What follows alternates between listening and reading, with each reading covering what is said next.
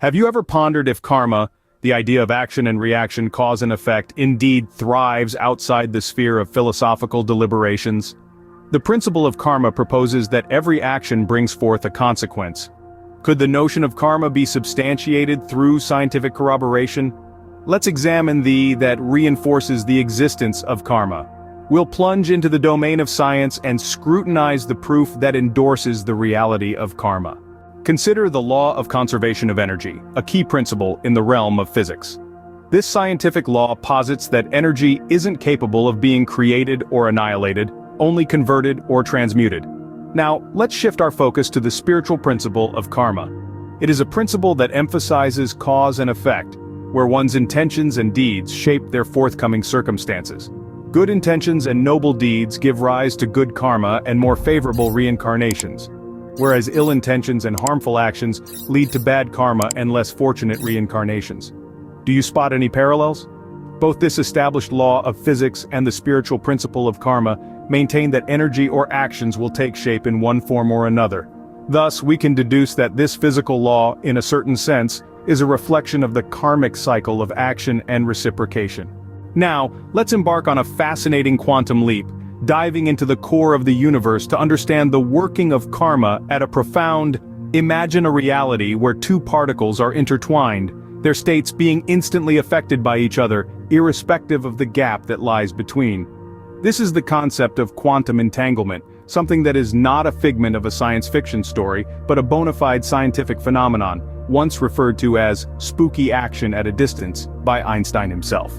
This is where the concept of karma comes into play.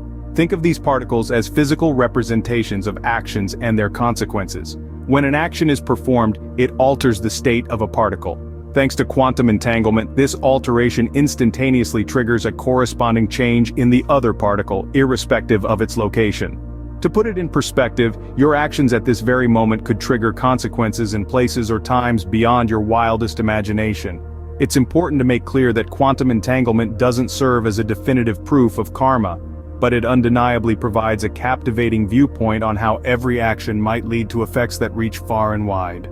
Newton's third law pronounces, for every action, there is an equal and opposite reaction. Does it ring a bell?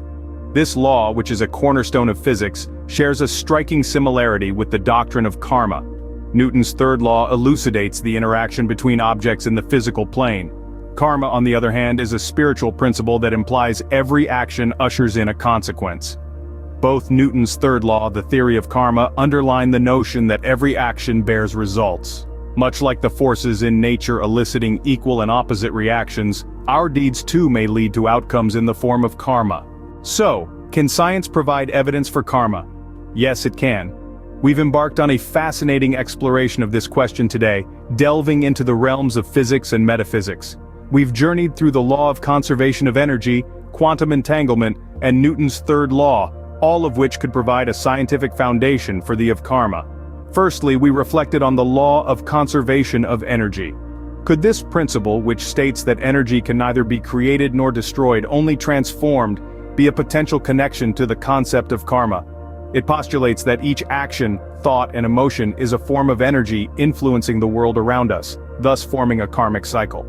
Secondly, we ventured into the world of quantum physics, particularly the enigma of quantum entanglement. This phenomenon suggests that actions performed on one particle can affect another, no matter the distance between them. Could this draw parallels to the karmic belief of cause and effect, where our actions impact others, even if they are far removed from us? Lastly, Newton's third law, which states that for every action, there is an equal and opposite reaction. This physical law could mirror the karmic principle that every deed inevitably returns to the doer in some form. However, while these theories provide compelling parallels to karma, they are not definitive proof. The scientific exploration of karma is still in its infancy, and there's a vast frontier of research yet to be explored. So, while science may not conclusively prove karma, it certainly provides intriguing parallels that invite us to ponder the consequences of our actions in a new light. So yes, karma is scientific.